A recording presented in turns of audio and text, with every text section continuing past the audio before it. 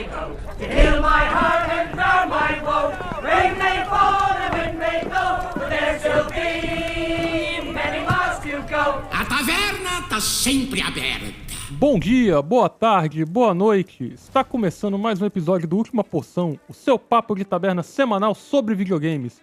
Eu sou o Paquito, Berserker Capixaba. Estou aqui com meu amigo Alquimista Eric. Fala, galera. Cara, o primeiro portátil que eu tive nas minhas mãos se chamava Brick Game. Tinha 9.999 jogos em um só que todos eles eram variações do jogo da Cobrinha e Tetris. E hoje esse negócio custava 10 conto, hoje é mais de 100, né? Tem essa Bem ainda. provável. E junto comigo aqui na mesa, meu outro amigo Monge Paulo Nagahara. Tamanho não é documento. E juntando-se a nós aqui para esse papo, o paladino da edição Lucas. O problema do videogame portátil é que às vezes você se confunde com o papel. O problema do videogame portátil é que às vezes você não consegue fazer a abertura. O problema do portátil é você gravar enquanto joga. O problema do portátil é só se você for um empresário, que é teu funcionário no trabalho fica no banheiro jogando balatro. E no programa de hoje, pessoal, a gente vai falar sobre videogames portáteis, ou conhecido lá fora como handhelds. Essa opção que surgiu há bastante tempo, pra ser sincero, fazendo a pesquisa aqui, tem coisa desde o final da década de 70 desse troço, mas que se popularizou pra caramba lá no final da década de 90, início da década de 2000, e a gente resolveu bater um papinho rápido aqui sobre as nossas experiências com isso. Então, quer saber um pouquinho mais sobre handhelds? Cola com a gente aí na mesa e vambora!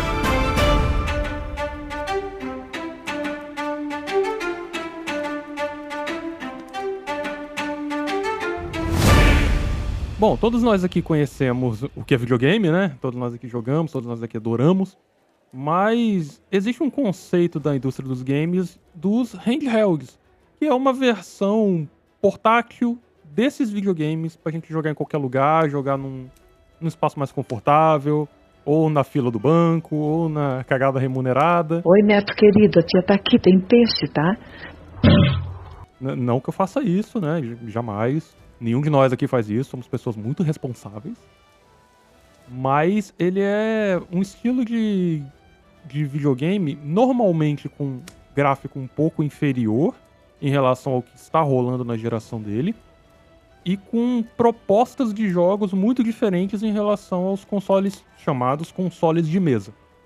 A história desse estilo de console, ela data desde lá do final da década de 70. E pela pesquisa que eu fiz aqui, foi quando apareceu o primeiro handheld no mercado.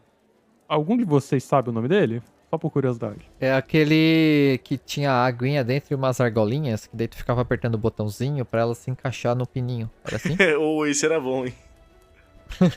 Da Esse era estrela. que divertido pra caramba. Era da estrela, lembra? Pô, será que não era aquele Tamagotchi? Não, é o Game Boy, né? 1989. Então, ele data antes do Game Boy, por incrível que pareça, 10 anos antes. Ah, então era o quê? Era uma pedra que os egípcios jogavam, não sei. Não. Ele é o Microvision, o nome do console portátil. E no caso, ele funcionava bem parecido com o Game Boy até. Ele também rodava cartuchos, e eram cartuchos individuais para cada jogo. Eu não consegui achar a fonte, então não vou martelar isso como informação verdadeira. Mas parece que muito da inspiração pro Game Boy surgiu a partir desse console. Não, caramba, a imagem disso... Caramba. Pois é, como que alguém jogava nisso, cara? Cadê os botões? Cara, ele tem um aqui que tem Super Blockbuster. Tem um botão de volume, que eu acho que é volume. Aí tem um botão de mais e um botão de não sei o que. E é isso, só tem isso. Caramba, que maluquice. Eu vou pôr isso aqui na capa, mas só pro ouvinte ter uma noção do que é. Ele parece um controle remoto gigantesco, que tem um botão só, né? Que ele parece que é aquele knobzinho que você roda, né? Ele parece um... Sabe aqueles aparelhos de medir decibéis? Se tu botar um microfone na ponta, é igualzinho. Caraca, Sim, é bem essa bolhão. mesmo.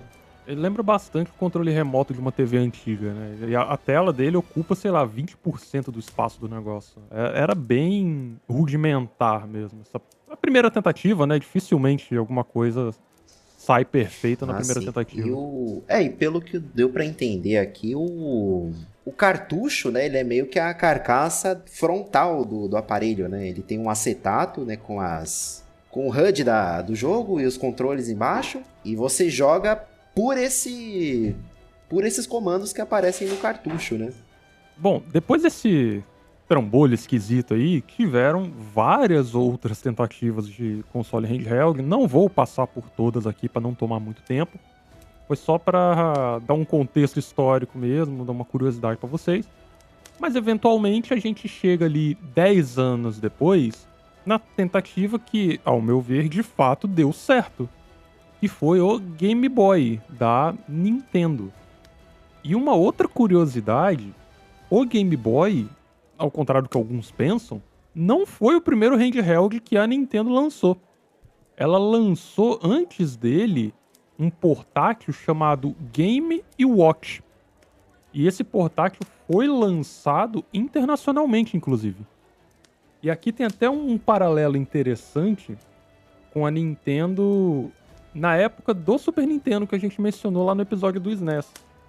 Esse Game & Watch, ele foi lançado internacionalmente, né? Ele foi um sucesso de vendas para a Nintendo.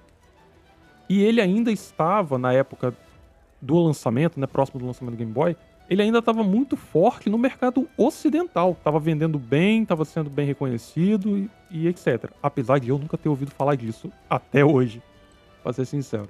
Tem até um personagem de Smash que é uma referência a esse console aí, que é o Mr. Game Watch também. Então, eu nem sabia que era daí que ele vinha, mas olhando aqui as imagens agora dá pra ver. É o personagem que tava no menu desse jogo, pelo visto. Caraca, eu não sabia disso. O Game Watch chegou a ser relançado recentemente, né? Lá no Zelda Breath of the Wild. Junto com ele foram lançados umas versões comemorativas do Game Watch do Zelda. Que tinha alguns jogos exclusivos pra ele, né? Não só Zelda, mas Super Mario também, tá? Ah, verdade. Comemorando Tem- os 35 anos do Mario, né? Sim. Inclusive, é disponível, pelo menos aqui no Reino Unido, é disponível para venda ainda. Tá em torno de 50 libras, em média. É coisinha de colecionador, né? Porque ele é um aparelhinho assim ridículo, né? Ele é pequenininho, né? Na minha opinião, se alguém, assim, cara, quer muito um negócio desse, antes comprar o Ambernic RG300X. Mais tarde eu vou falar um pouco sobre essa marca. Que é uma réplica, basicamente. Uma réplica não. Imaginem um videogame remake. Basicamente isso.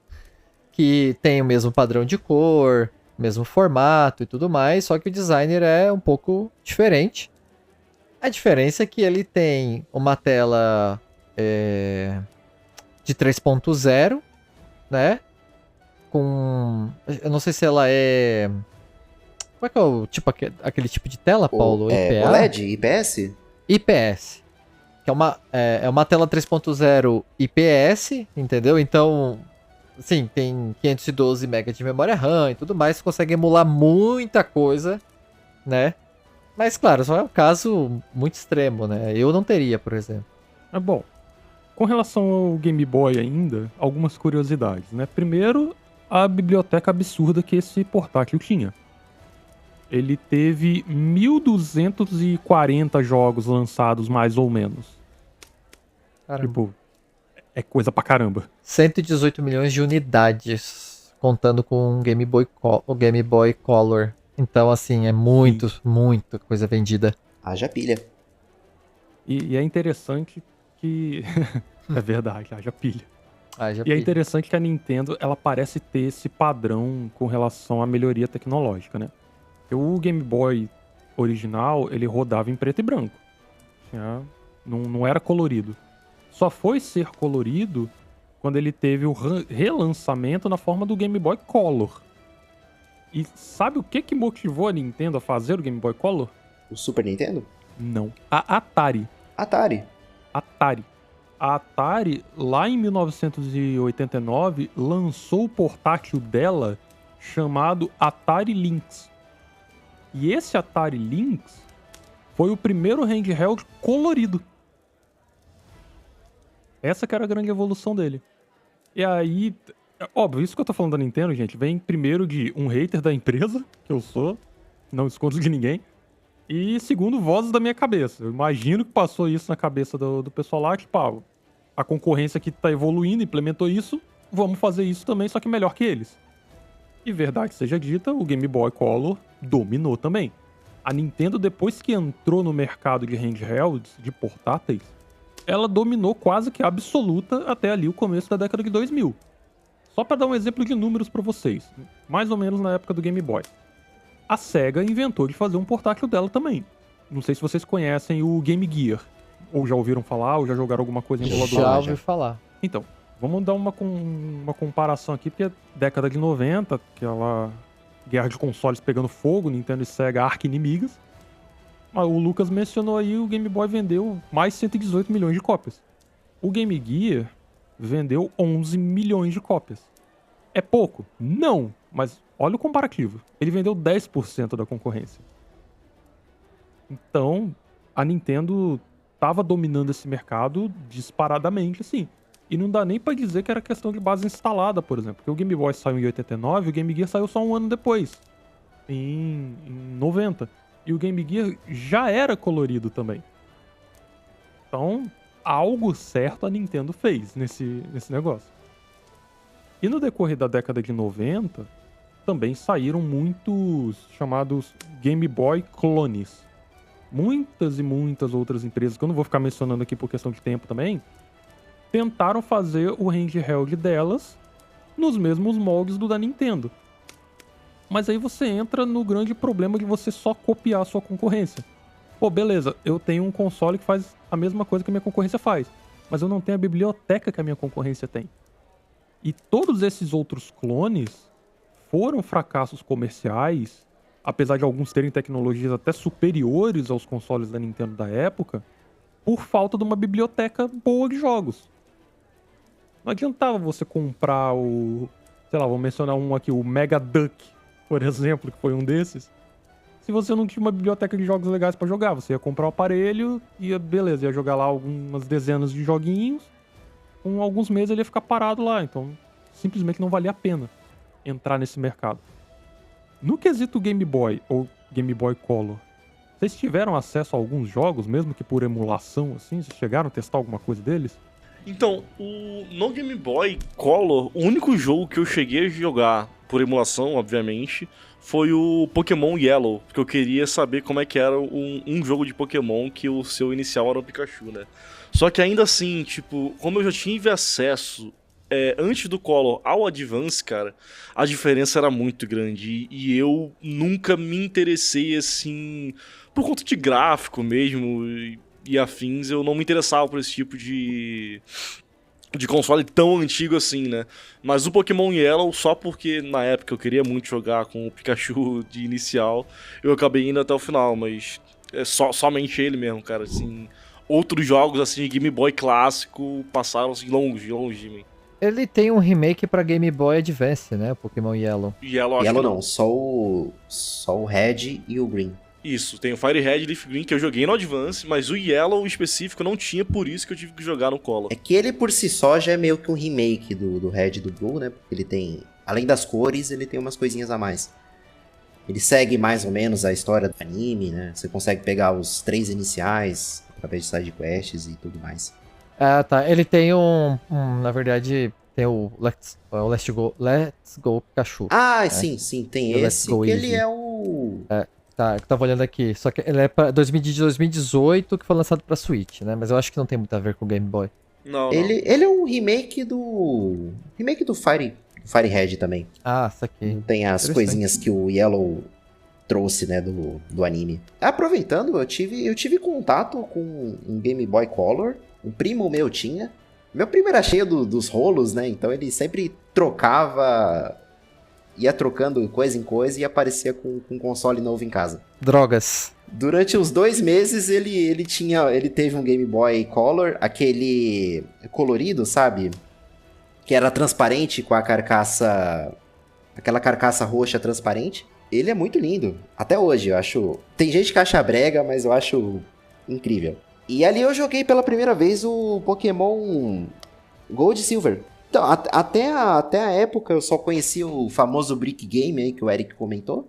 Então ver um Game Boy ali que aceitava um cartucho, que tinha um jogo de verdade, cara, eu achei muito mágico aquilo. Tem versões dele.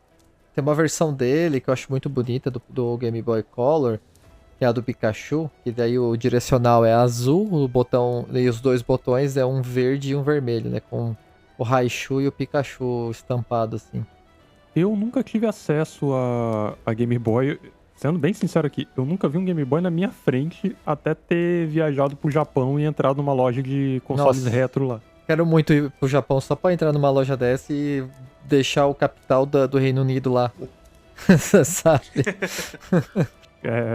Você vai ficar maluco. Tinha umas 3 lojas dessa quando eu fui lá, acho que foi em Akihabara. Como é que é o nome da loja? Kihaba? O bairro que nem raba? Obviamente não vou ficar mencionando os Game Boy Clone, né? Vamos pro próximo grande expoente desse mercado, que foi também da dona Nintendo, o Game Boy Advance. Que era basicamente um caralhão verde bonito na sua mão. Eu quero falar um pouco sobre o Game Boy, porque a biblioteca Advance, né? do Game Boy Advance, ele vem sendo uma nova paixão pra mim, tá? Depois mais tarde eu vou falar um pouco como que eu tô jogando ele, mas eu tô jogando bastante coisa da biblioteca dele. As cores desse console são absurdas de linda, tá? Claro que a emulação hoje melhora muito o aspecto, né? Mas a diferença entre um jogo do Super Nintendo e tudo mais e de Game Boy Advance é muito, muito bom, cara. Ele tem uma biblioteca sensacional. Cara, e só jogaço. O Advance, assim, desses, assim, de portáteis, assim, da época, pra mim, como eu falei, né? Color e o Game Boy clássico eu não consegui jogar muito, porque já tá um pouco datado, assim, pra mim, cara. Mas, assim, o Advance até hoje, cara, tem muitos jogos, assim, de franquias que é o meu favorito no Advance. Porra, Zelda Minish Cap, incrível. Harvest Moon Friends of Mineral Tal, incrível também. E uma porrada de jogo, né? Não vou começar a mencionar todos, senão vai ficar até amanhã só falando. Porque puta que pariu. Cara, os Mega Man, sabe? Os jogos do Kirby são, assim, cores sensacionais, sabe? Então, e outra, movimentação. Cara, é tudo bom nesse console, cara. Eu acho que ele foi o Nintendo Switch do tempo dele, cara, na minha opinião. Com certeza. Eu diria que foi até o ápice do pixel art na época, né? Que você pega aquele estilo também do Pokémon Fire Red, cara, ele pra mim é o Pokémon definitivo, né? Não, lindo. Não, é aquela tela de abertura dos Pokémon, cara. Eu abri todas assim pra ficar olhando. É sensacional, cara. A música.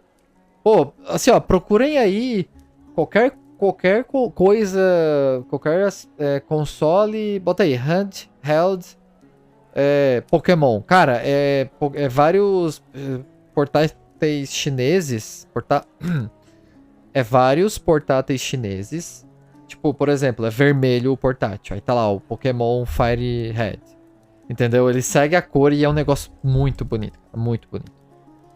O Game Boy Advance foi de longe o que eu mais emulei. E é interessante até ver que o marketing da coisa era tipo, uns caralhão na sua mão.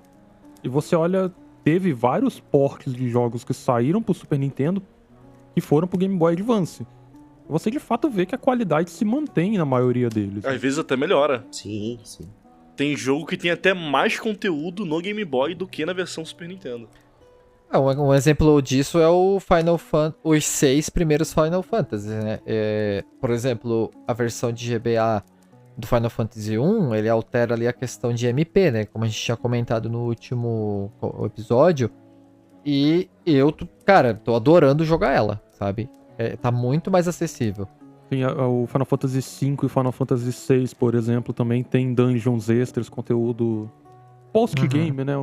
Mais robusto e tal. E queria mencionar no GBA o meu queridinho, que é o Golden Sun, né? A duologia Golden Sun. Ah, Tanto o verdade. Golden Sun quanto o Golden Sun Lost Age, que, cara, foram jogos de lançamento desse console, inclusive. E você vê como que essas porcarias são bonitas até hoje, velho.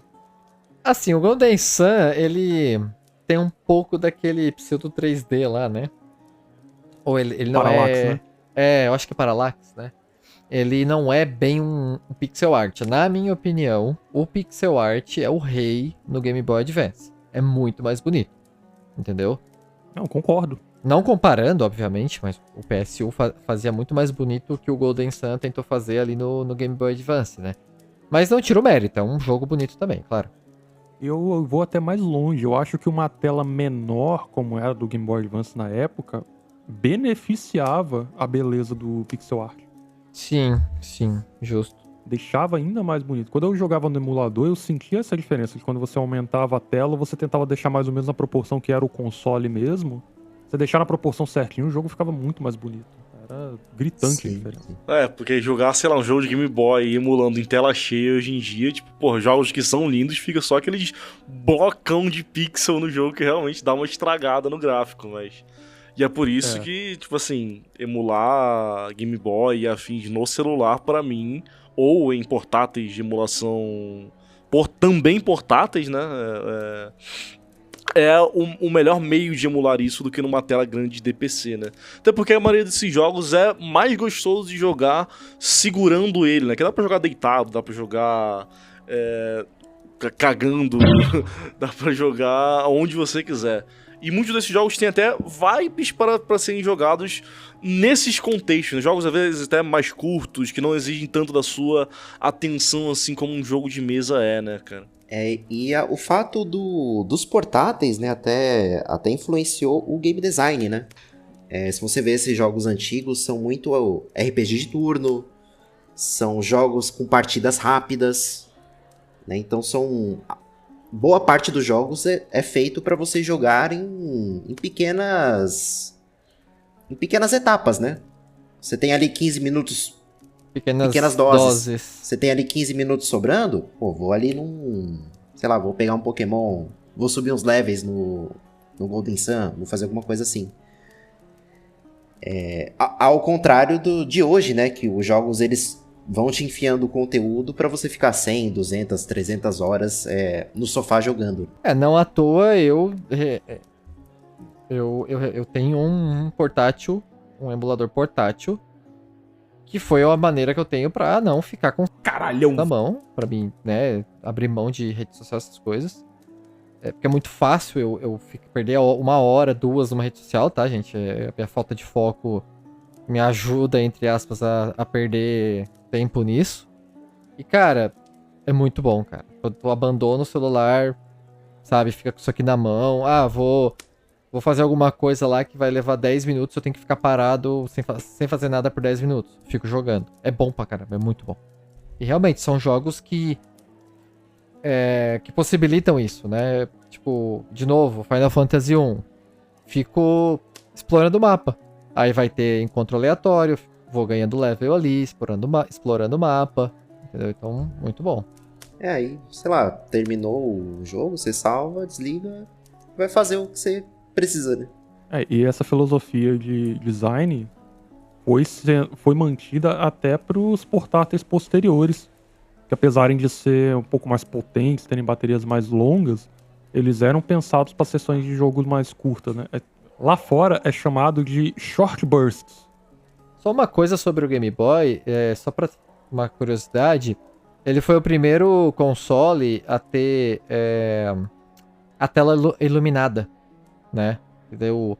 Os outros, o Game Boy, Colors ali, ele não tinha iluminação na tela, era como se fosse aqueles brick games, né?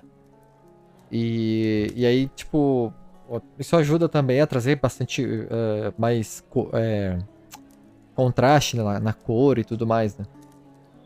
Tanto que o Game Boy clássico, o Paquito, ele mencionou que era preto e branco, mas na verdade era preto e verde, né? Porque branco tá longe daquilo ali. É verdade. Levando o pedaleta, tá verdade. Porque se tu emular hoje, É preto e branco. É, que a tela era aquele verde de Brick A Game. tela era aquele verde de Isso, Brick Game. exatamente. Exatamente. Mas bom, continuando aqui agora, vamos dar mais uma avançada. Quero só fazer uma menção honrosa nessa época do GBA, de uma empresa que tentou concorrer com ele, que foi a Nokia, com o N-Gage. Nossa, ele eu sei esse jogo, Cage! sei esse. Eu lembro disso aí. Eu tive acesso a um por um curtíssimo período, assim. Um colega meu tinha, sei lá, acho que tinha um Diablo lá, uns RPG esquisitos. Eu joguei Ele era um pouquinho. celular também? Ele era um celular. Era, né? Eu lembro Ele era um disso. né? celular. Por aí, ele tinha múltiplas funções, né? Não era só o console Cara, ele era um negócio muito alienígena esse jogo. esquisito. Cara. Cara, esse eu nunca tinha console, ouvido né? falar nisso. Então, Cara, e é ele é- interessante. Pode falar, Lucas. Ele assim, desculpa, ele é.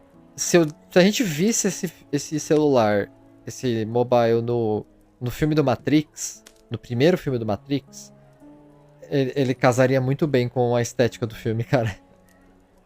Pra dar referência Verdade. pro ouvinte aqui, o N-Gage, imaginem um PSP, né, com aquela telinha lateral, né, a tela no meio e os controles do lado, só que em vez de botões de console, você tem aqueles botões de celular, né, então o teclado numérico de um lado, do outro lado um direcionalzinho e botões de chamada, e esse é o N-Gage. Ele é um celular com capacidades de jogos. Só que na época você não tinha Android, não tinha nada para jogar de forma decente, né? Você tinha que recorrer aos jogos de celular, que não eram feitos para esse formato de tela. Então foi uma ideia que não deu certo. Né? No caso, o mercado de jogos mobile, ele só foi se tornar forte um bom tempo depois, né? Eu acho que o N-Gage, ele era esse híbrido esquisito. E até uma última curiosidade. Apesar de ele ter até vendido relativamente bem, ele é considerado um fracasso comercial, né? Mas ele vendeu em torno ali de 3 milhões de cópias. Então, para uma empresa que nunca tinha se aventurado nesse tipo de mercado, tá um número bom. Não dá pra saber se ele vendeu isso porque a galera queria um celular e ganhou um portátil, ou porque queria o portátil de fato. Mas fato é que essa fórmula vendeu alguma coisa. Não chega nem perto dos números do GBA, né? 81 milhões. Mas foi o outro portátil com alguma expressividade nesse comecinho dos anos 2000. E Agora, ele teve alguns modelos, tá? Ele não teve só um modelo, ele teve, eu acho que 2 ou 3 modelos, se eu não me engano. tem Então, isso também. Teve uma tentativa aí de tentar fazer vender mais, né? Agora, onde realmente os portáteis foram levados a sério pelo grande público e onde eles... Eu diria que assim, apesar dos números expressivos de vendas que a gente viu dos portáteis da Nintendo, o portátil ainda era meio que uma bolha. Tava muito ali restrito até no ecossistema da Nintendo. Agora, lá em 2004, isso mudou. Porque a gente teve um parzinho de consoles portáteis que explodiram pra todo lado.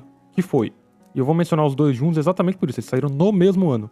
O Nintendo DS e o PlayStation Portable, o PSP. Que foi quando a Sony resolveu entrar na briga pelo portátil, pelo mercado de portátil, que era basicamente o monopólio da Nintendo até então. E entrou e conseguiu competir pau a pau com a Nintendo. Mas vamos colocar as expectativas corretas aqui. Números de vendas dos dois, né? O PlayStation Portable, o PSP, vendeu 80 milhões de unidades, mais ou menos. O Nintendo DS vendeu quase o dobro. Vendeu mais de 150 milhões de unidades esse console. Ele é o console handheld mais vendido de todos os tempos. E ele era o segundo console mais vendido de todos os tempos no geral, atrás apenas do PlayStation 2. Então assim, o Nintendo DS foi uma febre. E ele foi o responsável, inclusive, por reerguer a Nintendo no mercado de games. Um pouquinho de contexto histórico pra audiência que não tá entendendo o que eu tô falando. Antes do Nintendo DS, o lançamento que a Nintendo teve de console de mesa foi o GameCube. GameCube, se você quer a pronúncia correta. E ele foi um fracasso. E foi fracasso num nível que durante a era do GameCube, a Nintendo teve o primeiro prejuízo fiscal dela da sua história. Até ali, a Nintendo nunca tinha tido prejuízo.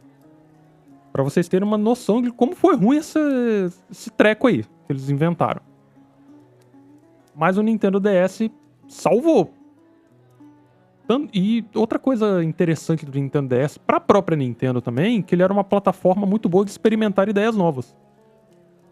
Qual que era a grande gimmick do Nintendo DS? Ele tinha uma tela de touch. Ele tinha 2 telas, a sigla DS inclusive significa Dual Screen. E grande parte dos jogos dele, tanto da própria Nintendo First Party, né, quanto de outros desenvolvedores, os Third Party que chama, se utilizavam dessa função de alguma forma. 90% dos jogos era uma utilização muito simples. Você tinha a tela de cima ou a de baixo, né, uma das 2 telas. O jogo rolava propriamente dito. Você controlava o boneco e tal. E a outra tela era destinada aos menus. Isso era muito comum, por exemplo, em RPGs.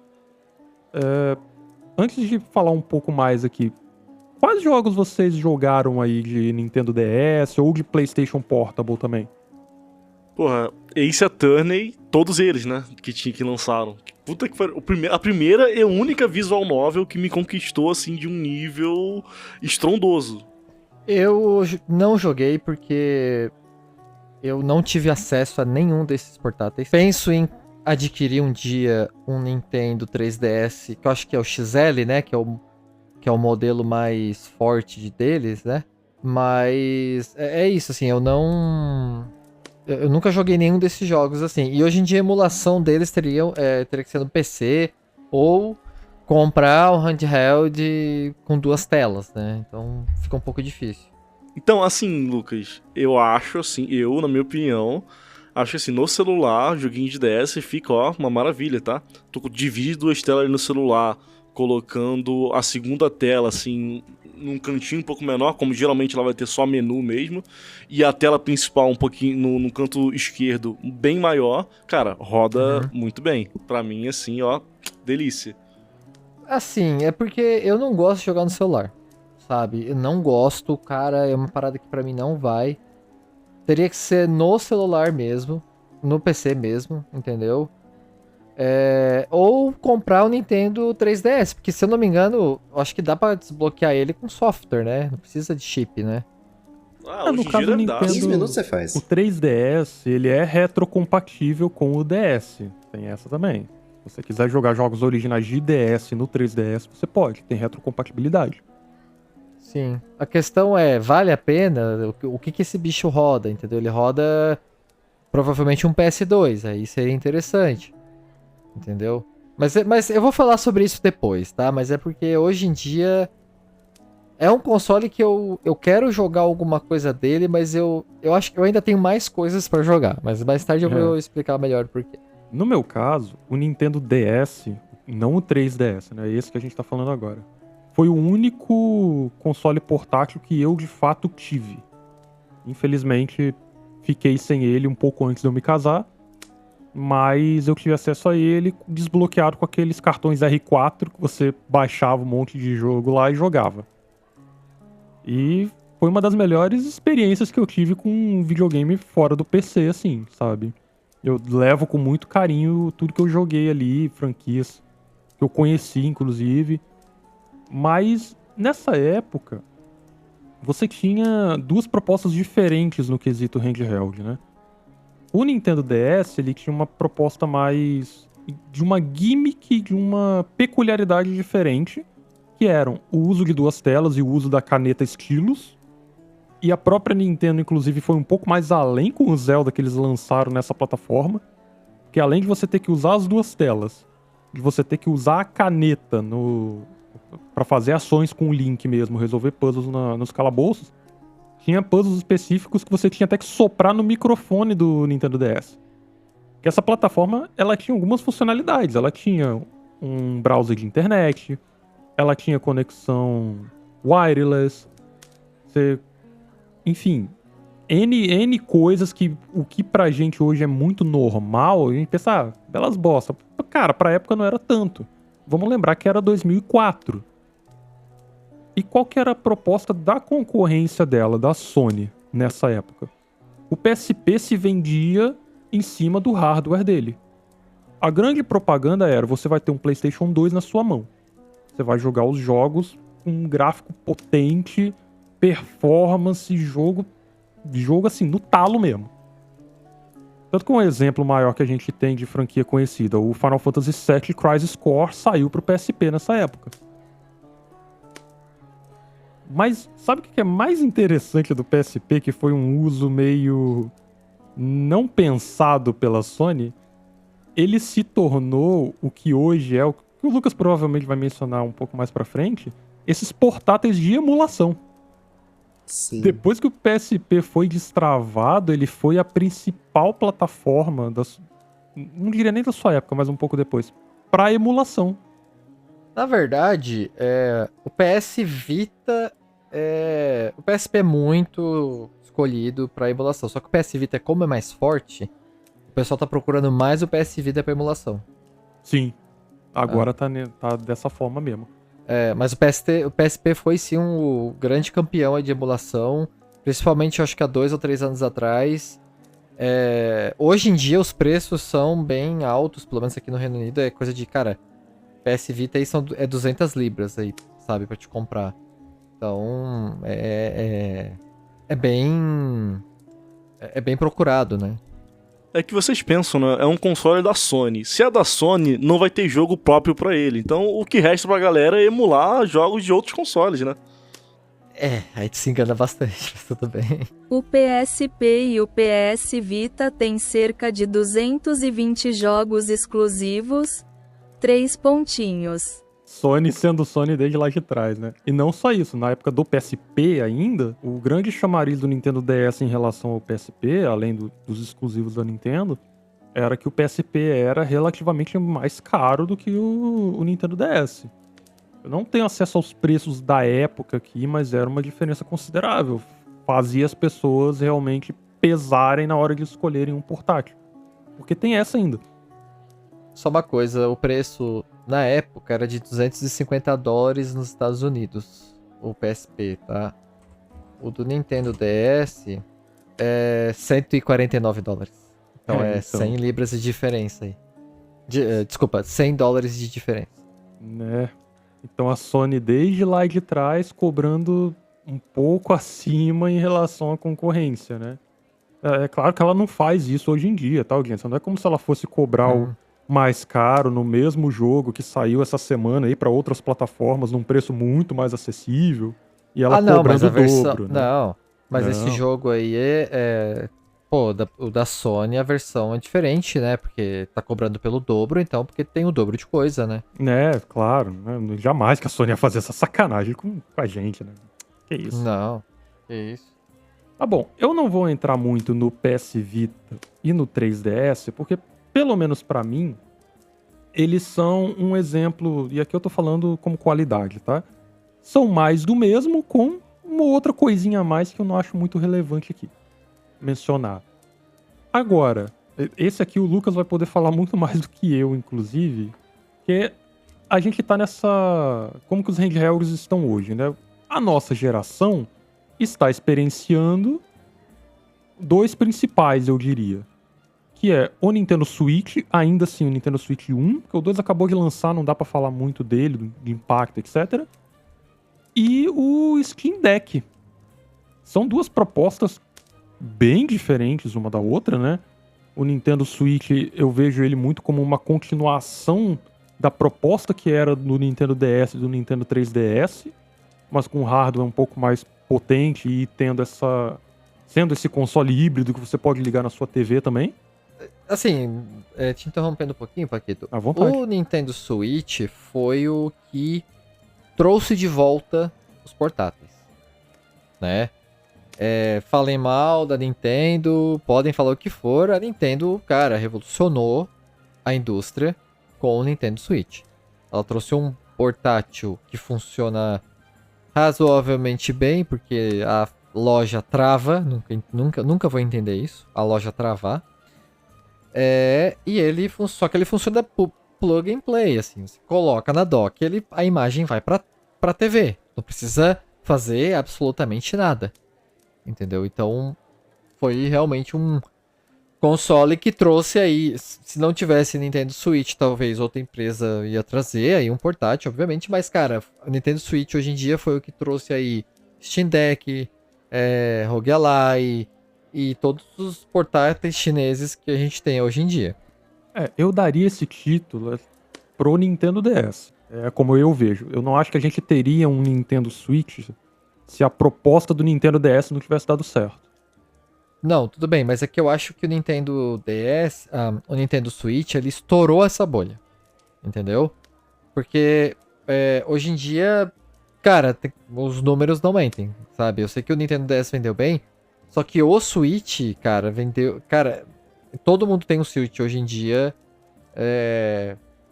Sabe, se tu tem um filho pequeno e tu mora numa Europa aí da vida, tu tem um Nintendo Switch em casa, entendeu? É um videogame que muita gente tem, cara.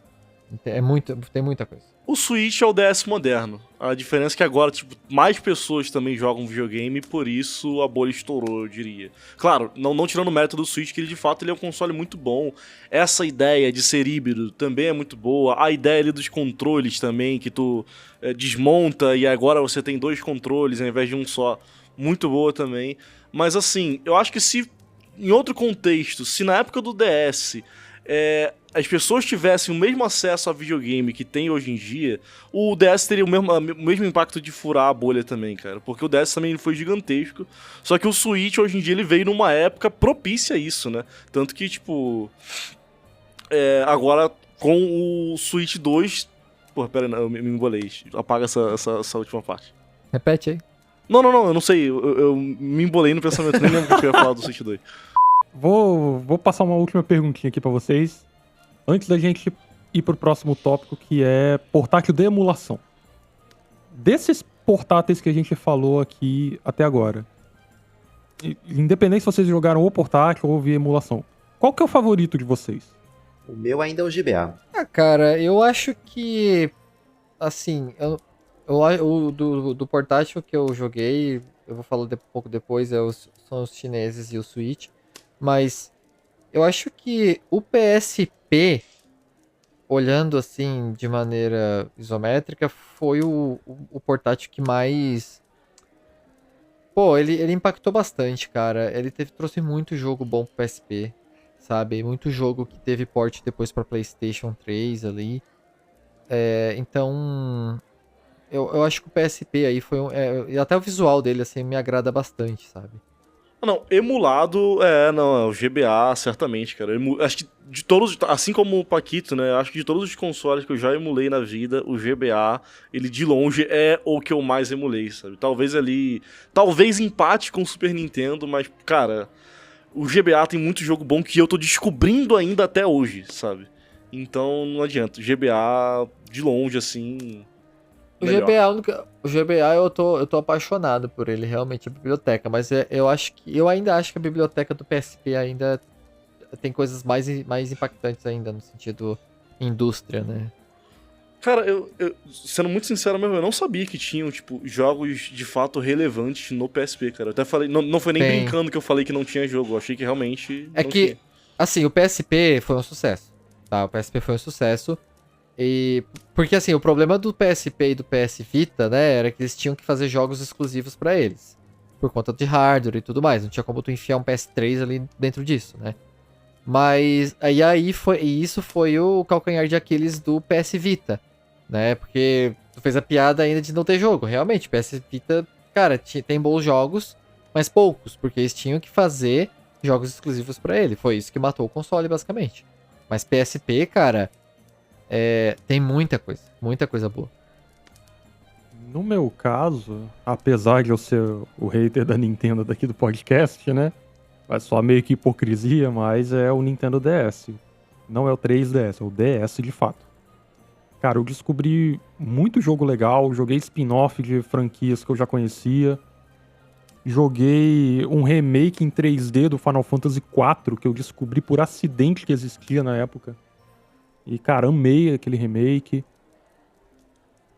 eu gostava tanto do Nintendo DS, história avulsa aqui, né?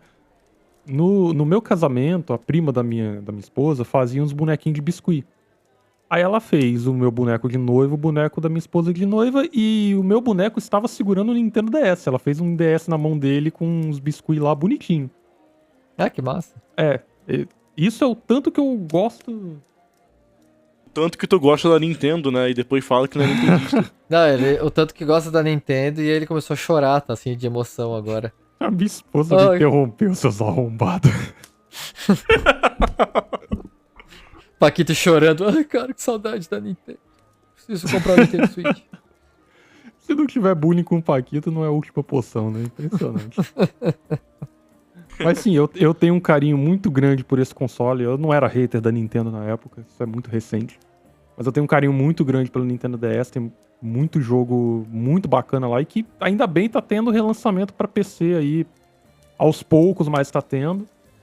E se um dia aí vocês quiserem emular e tal, fica a minha recomendação. Joguem um Nintendo DS. Se você que tá ouvindo, inclusive, é fã da franquia Dragon Quest, tem um Dragon Quest numerado que só saiu pro Nintendo DS, que é o Dragon Quest 9. Então, se vocês quiserem maratonar a série aí, vai ter que passar pelo DS, irmão.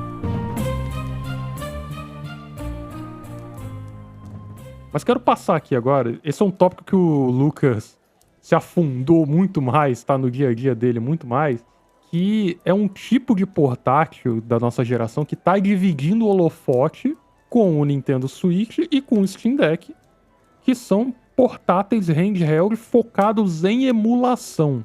O que você tem a dizer aí sobre esse assunto pra gente, Lucas? Você que é muito mais entendido que eu. Ó, primeiramente, eu entrei nesse fundo do poço por conta do Paulo, tá? Eu não tenho culpa disso, porque foi o Paulo que me indicou um deles.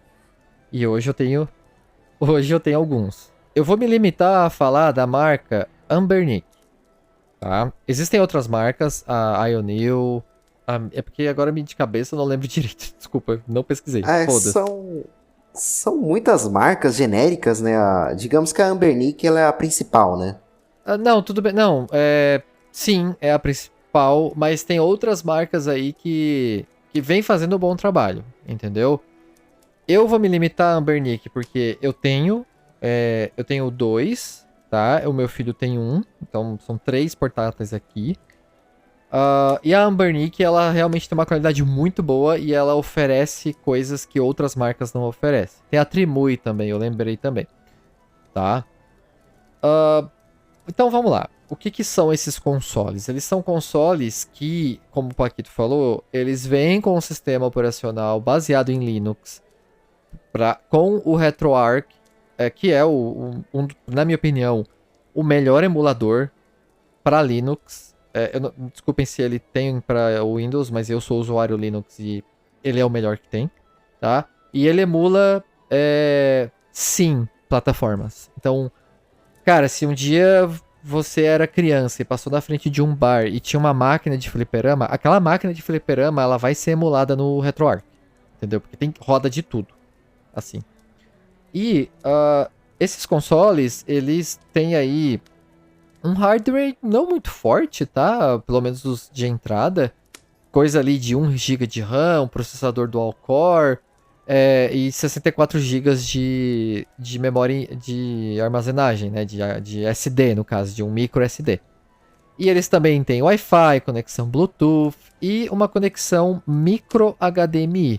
Que é só comprar um cabo micro HDMI com uma ponta e a outra ponta HDMI normal e conectar na sua TV para jogar como se fosse um console normal, tá?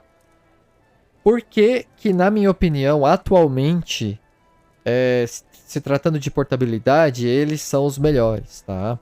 Primeiro, memória expansível, você pode colocar ali até 1 TB ou 2, se eu não me engano, no cartão SD. Você usa 2 cartões SDs, inclusive. Você consegue colocar sistema operacional personalizável, baseado em Linux também. Então, hoje em dia, para os Anbernics eu recomendo o MuOS, mas vocês podem usar Batocera ou Canuli, tá? Eles todos já vêm com RetroArch também. Além disso, cara, a Anbernic, ela toca lá fundo na Ai, que nostalgia. delícia. É fundo, cara, Ô, e gira Lucas. ainda. Oi. Esse batoceiro aí, o arqui-inimigo dele é a cera de ouvido? Ai, Então, eu como eu adoro tava esse falando. silêncio constrangedor. Põe o grilo, Lucas. Ah, cara, eu não vou botar o grilo, porque o grilo morreu depois dessa, cara. Não, mas falando sério aqui, só mencionar pra audiência. É que quando eu escuto batoceira, eu lembro de betoneira, mas tudo bem. Pelo nome. Mas só mencionar pra audiência aqui, falando sério agora, o Lucas tá mencionando as marcas, mas a gente não tá sendo pago por nenhuma delas não, tá? Só deixando essa parte Não. bem claro. Fale por vocês, Não eu que che- recebi 1 milhão, assim, pra recomendar esse tema aí pra vocês falarem. Cara, é de graça porque o negócio é muito bom mesmo, a marca é muito boa, tá? Então, como eu tava falando, antes do Paquito me interromper de maneira horrível, a Ambernick, ela Também te faz amo.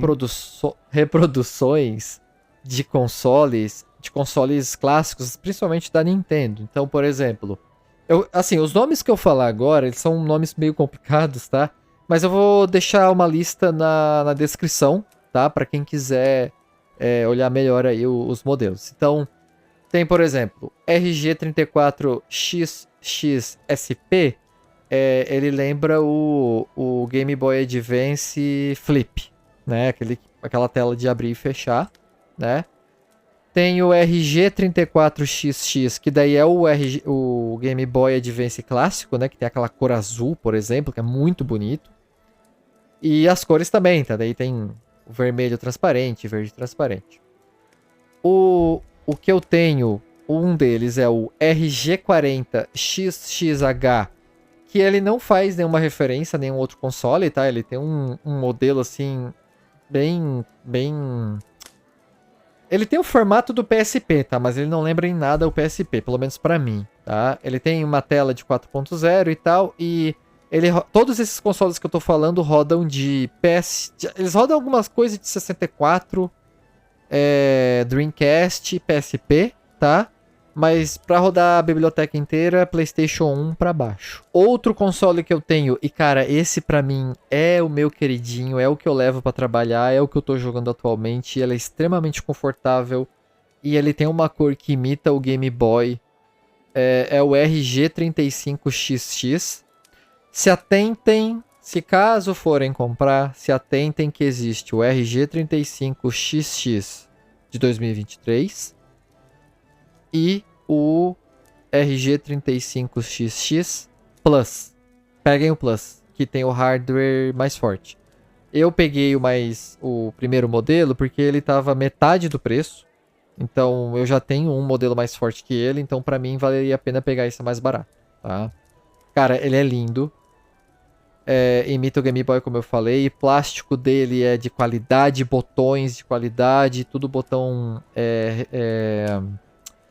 Eu esqueci como que se fala, como se fosse cerâmica, ele não descasca o botão, então muito bom. E tem o RG35XXH, mesma coisa, cara, mesmo hardware, toda a potência, tá, mesma coisa, roda tudo igual. Esse é o que o meu filho tem, tá, e eu acho que o Paulo também tem um Esse desses, eu tenho né, também. Paulo? O H, acho que é de horizontal, né? Que ele tem aquele formato Isso. do PSP. Eu tô até com ele aqui na mão. O meu é um roxinho transparente, igual do Game Boy que eu falei mais cedo. O do meu filho, ele é o cinza transparente ali também, bem. O preto transparente também. E ele é tudo de bom, cara. E confirmo muito aí o que o Lucas falou. Ele tem essa possibilidade de você instalar um sistema customizado, né? Então ele permite que você não só jogue emuladores, como use como um portátilzinho, né? Você consegue guardar arquivo nele, você consegue acessar o seu computador remotamente. Ele é uma máquina para toda a obra. Eu tinha esquecido desse ponto, né? Consegue jogar jogos da Steam ali via stream. E tem também o Portmaster, né? Que a comunidade faz ports do PC pra ele. E aí tu consegue rodar, por exemplo, Stardew Valley nele, né? Sim, sim. E até um negócio que é legal comentar, Lucas, que, cara, a bateria dele é eterna, né? Cara, tu joga por horas, assim, cara. Principalmente um Game Boy Advance ali, cara, é bateria pra 2 dias, sabe? Estou tentado, tá? Vocês estão aí quase me convencendo a comprar isso aí. Sonhei que eu tinha comprado um... Meu Deus, eu comprei mesmo. Eu assim, Eric, sendo bem sincero, tá? Eu tentei, antes de comprar um deles, emular no celular. Tudo bem que eu uso o iPhone, mas então é diferente, eu sei disso. Mas, cara, a questão de conforto e praticidade de você ter um sistema dedicado pra jogar videogame, pra emulação, cara, nem se compara, velho. É muito melhor. Muito melhor mesmo. Eu imagino, cara. Porque o celular, assim, o maior defeito dele é justamente os botões, né? Se você não compra aquele controlezinho que adapta, que eu não tenho no caso, né? Fica muito ruim de jogar qualquer jogo que não seja um jogo de turno ou um jogo que não seja de ação. Então, pra mim, eu me limito a isso, né? Tipo, qualquer jogo de ação, assim, ou que você tem que, tipo assim, manter o botão pressionado para andar, eu já não consigo jogar muito bem no celular, porque você não vai ficar com o dedo na frente da tela, tu não vai conseguir ver nada. E, cara, isso aí é basicamente celular, só que com botões pra jogar, né, cara? Porra, por que eu acho que é melhor? Vamos lá, vamos supor que você tem um Android lá, beleza, que roda de PS1 pra baixo também, um exemplo. Então eu vou comprar um controle, tá?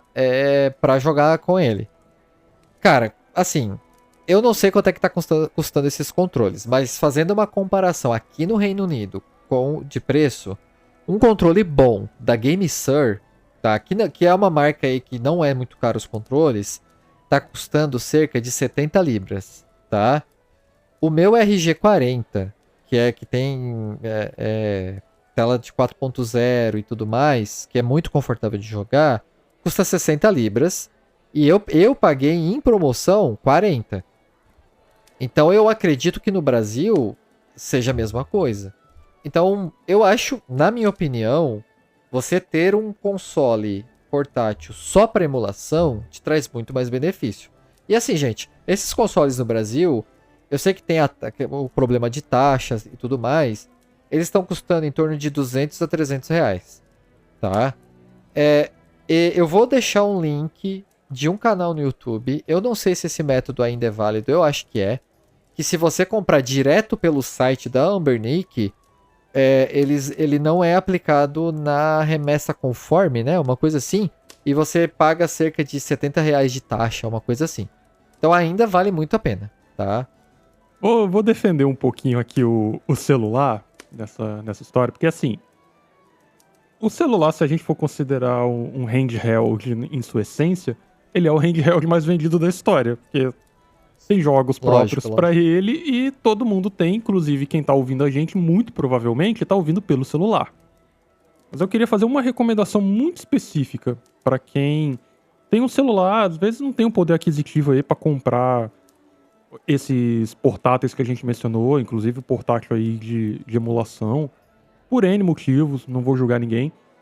Mas a minha recomendação é a seguinte: no celular de vocês, e de novo não tá sendo financiado por ninguém essa propaganda, porque eu usei e me ajudou muito, lá na Play Store tem um programinha chamado Play Pass, que não sei o preço agora, quando eu assinei tava 10 reais por mês.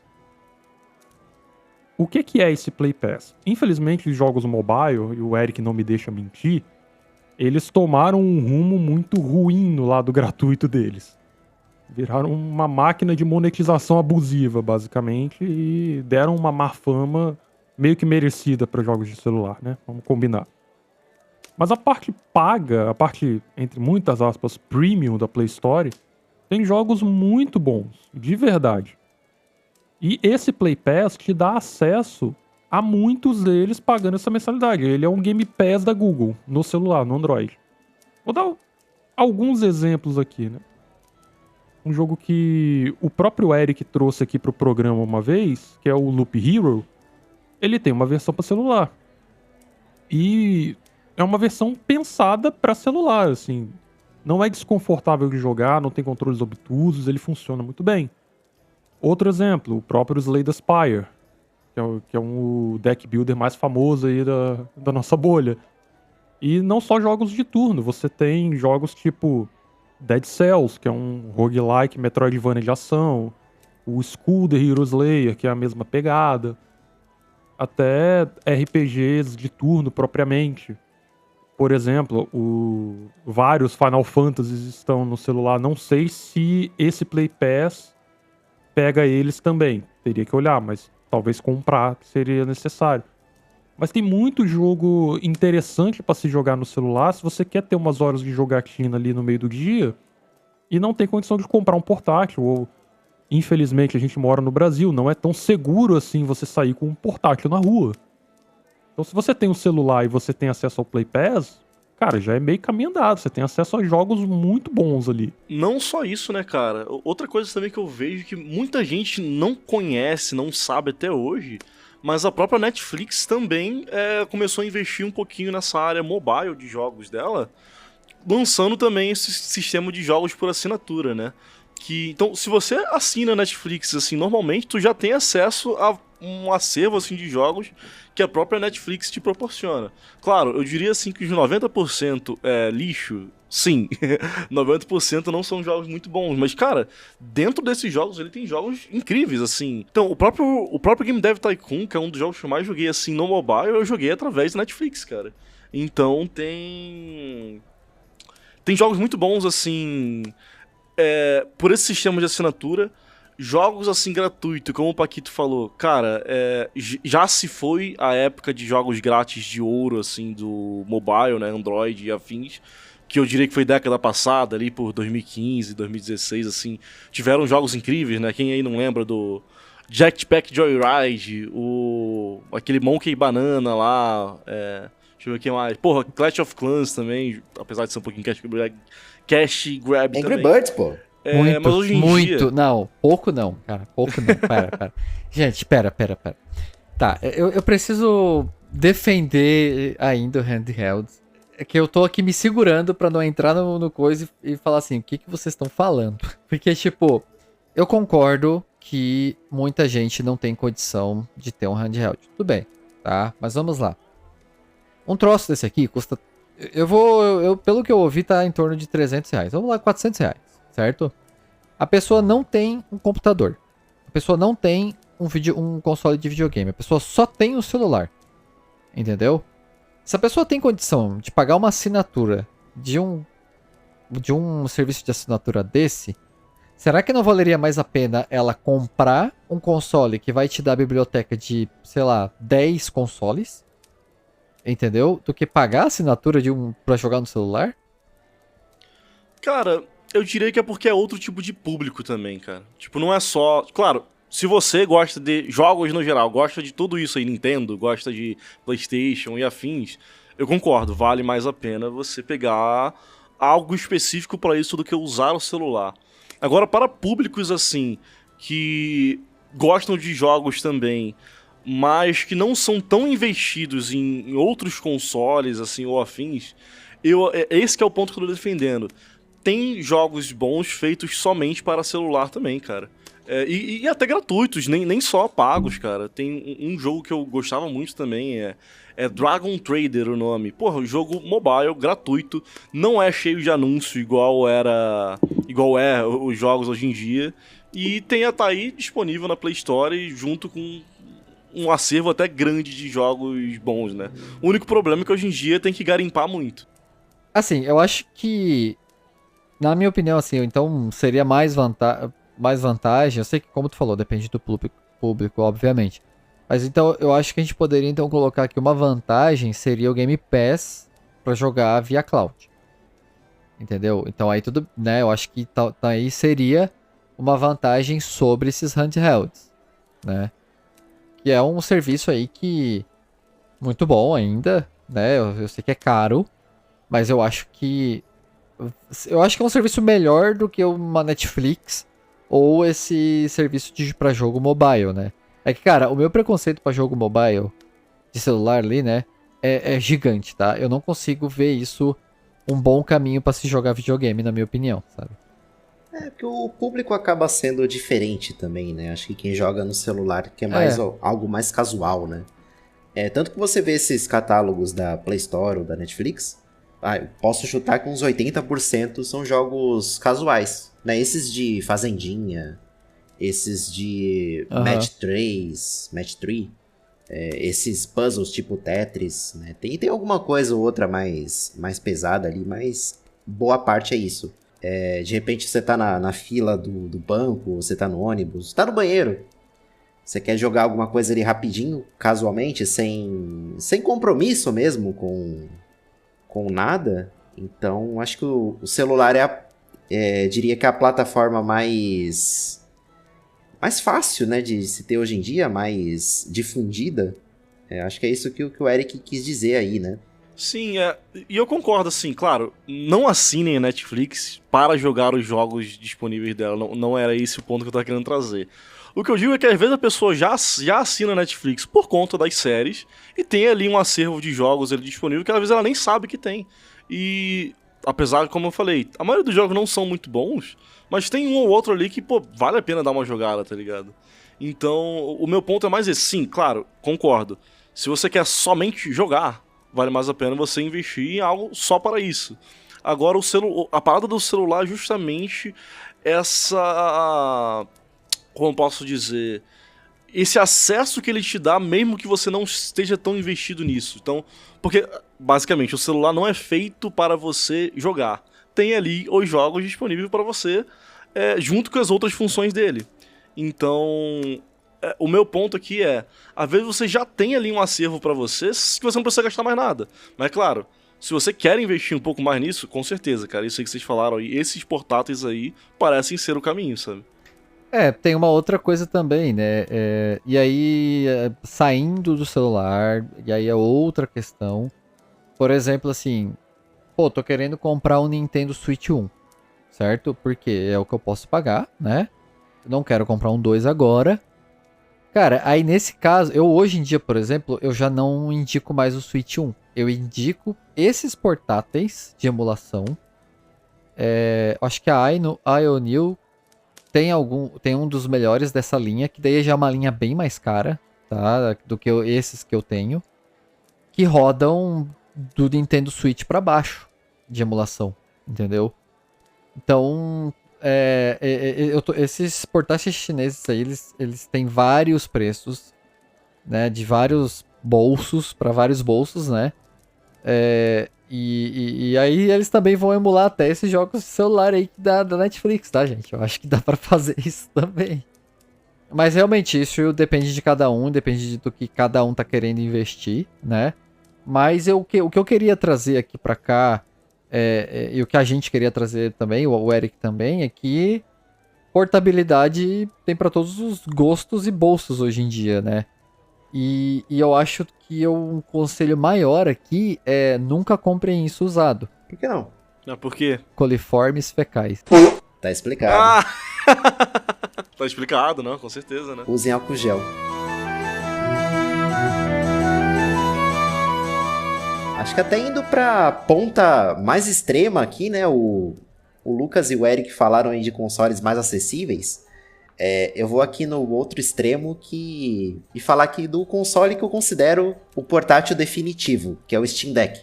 Realmente ele não é para todo mundo, né? Ele é um console, ele é caro no Brasil, até aqui fora também. Fiquei um ano juntando dinheiro, basicamente, para comprar ele. Tu comprou na Europa, né? Comprei na Europa.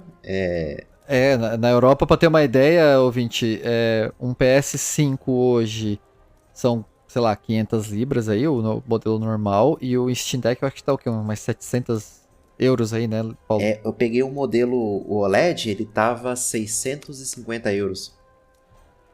É caro, bem caro. É bem caro. Aí no final do ano passado eu me dei um de aniversário. Assim, ele é o portátil que ele tem uma arquitetura basicamente de um PC gamer, né?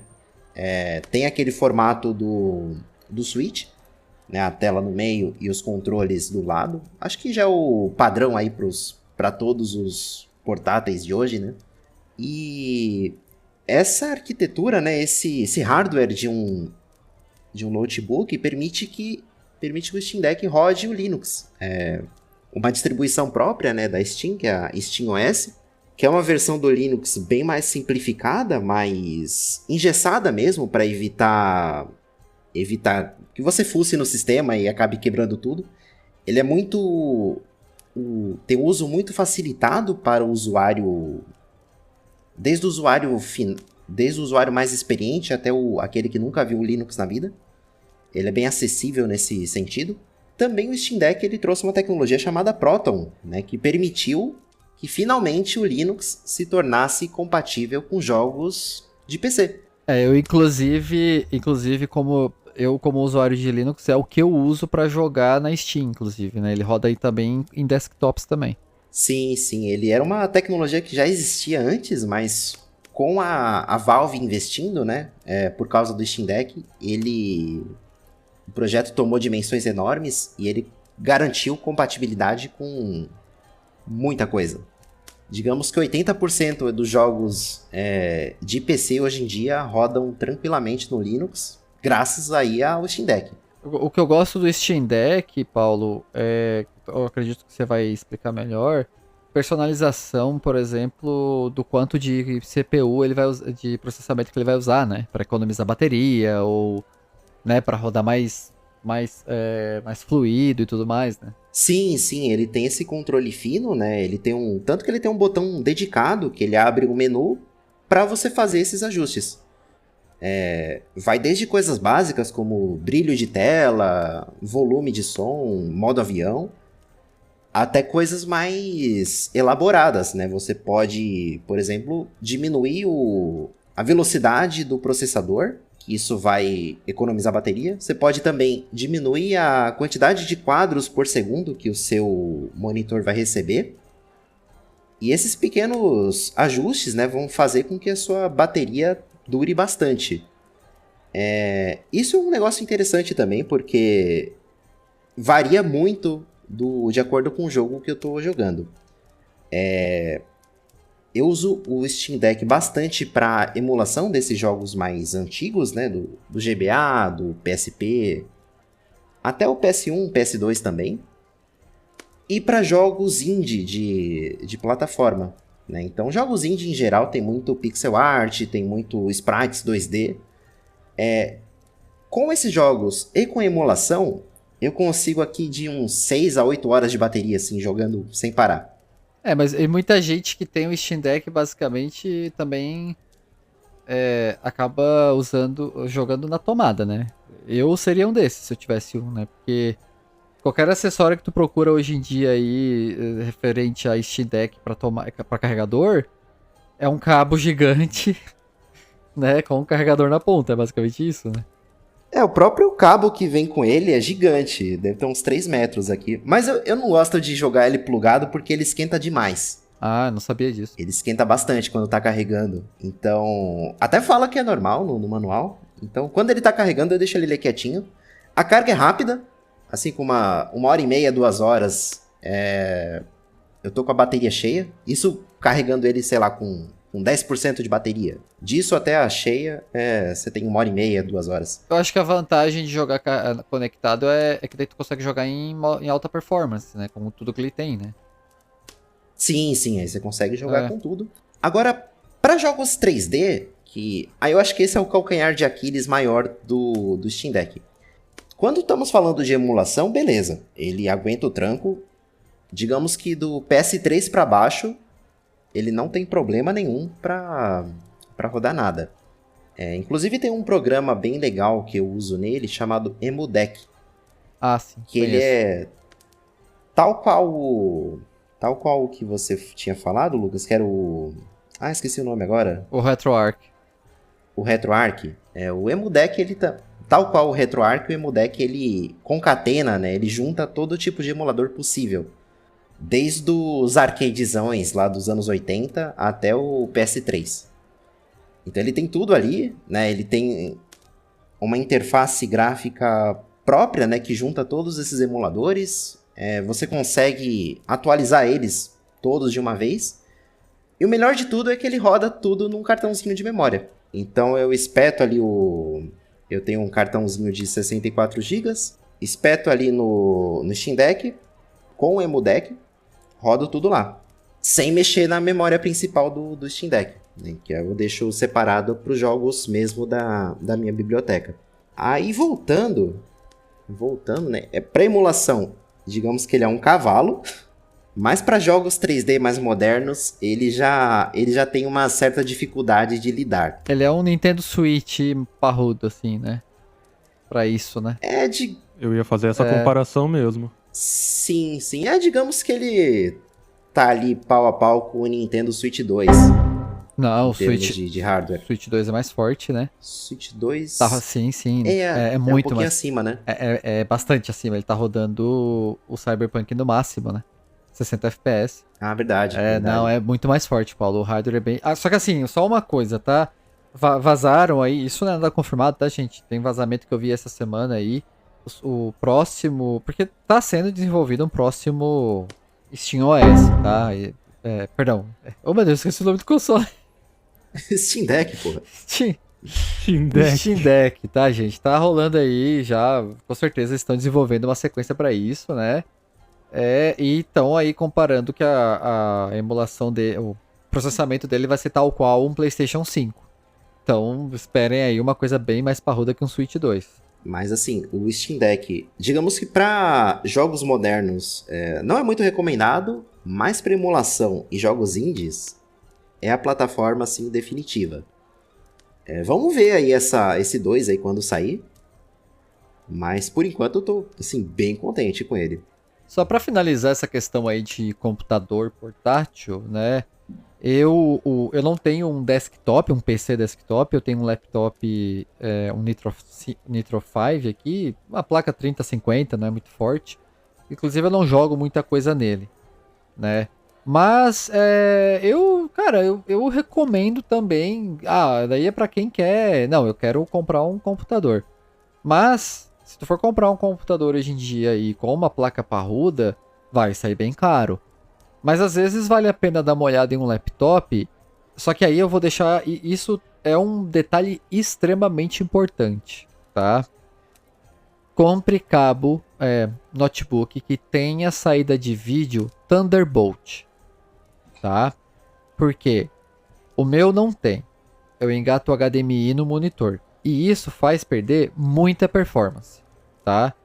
Quando você usa o cabo Thunderbolt, não tem um gargalo físico.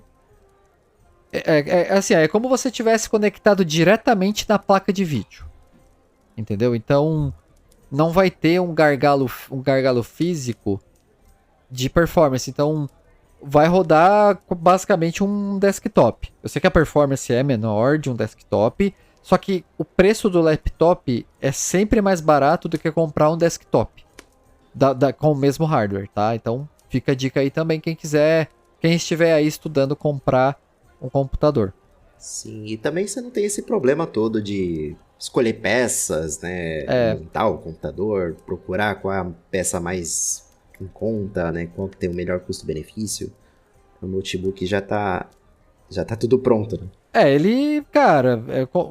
Laptop é comprar, manter limpo e é isso, sabe? Tipo, não tem erro. Eu sempre tive laptop, não é algo que eu indico pra quem quer ser high-end e tem todo o dinheiro do mundo.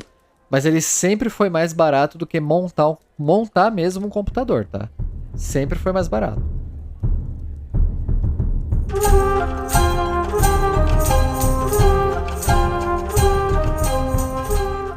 Então é isso, pessoal.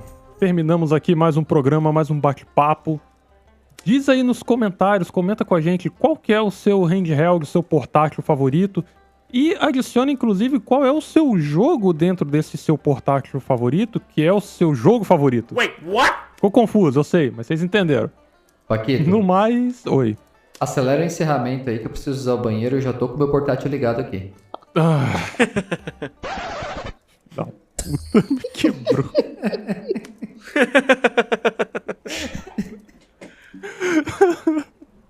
Aí corta pro Lucas, ele tava gravando do banheiro o tempo inteiro, tá ligado? É isso. Aquele eco, tá ligado? Deixa aí nos comentários também qual é o seu jogo favorito de jogar quando você tá cagando. A gente quer saber. E por que é balatro? Provavelmente é balatro. Não, jogo de terror, né? Jogo de terror é muito melhor. Deixa cagado de medo. Tô me inspirado agora no final, hein? É síndrome, a gente ficou bonitinho o programa inteiro, agora deixamos o caos pro final. Uma hora tem que desandar. Se desandou no episódio Pois todo, é. vai ser agora.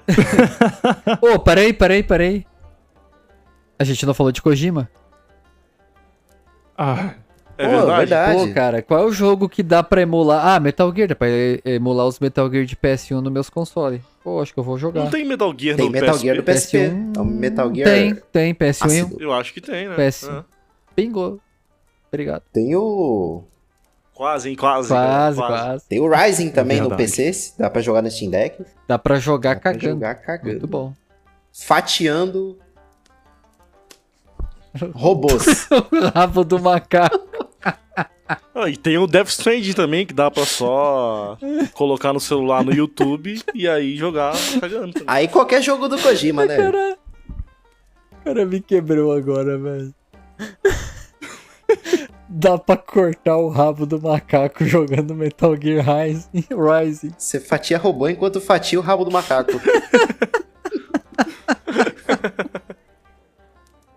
Ai, cara. depois dessa mini sessão de caos, não esqueçam de deixar aí nos comentários o que você achou dessa bagunça, qual o seu jogo favorito. Curte o programa aí, deixa suas estrelinhas na avaliação. Manda seu feedback também pro nosso e-mail, ultimaporção@gmail.com. A gente vai ficar muito feliz de ler. E no mais, galera, é isso. A gente vai ficando por aqui. Uma boa semana pra vocês, um excelente descanso e uma boa cagada durante a jogada no portátil. Até semana que vem. Tchau, tchau. Valeu, galera. Até semana que vem. Valeu, galera. Tchau, tchau. Um beijo no coração de todos vocês. Obrigado, gente. Desculpa. Corta. Corta o rabo do macaco.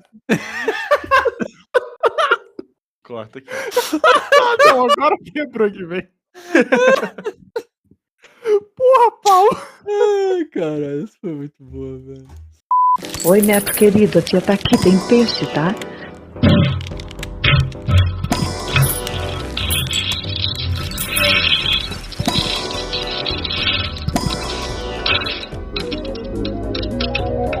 Você vai vir almoçar?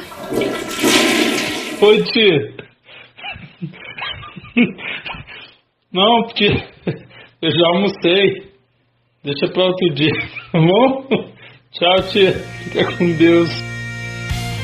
Este episódio foi editado por Paladino Lucas. Não se esqueça de comentar, avaliar, seguir e jogar mais videogame.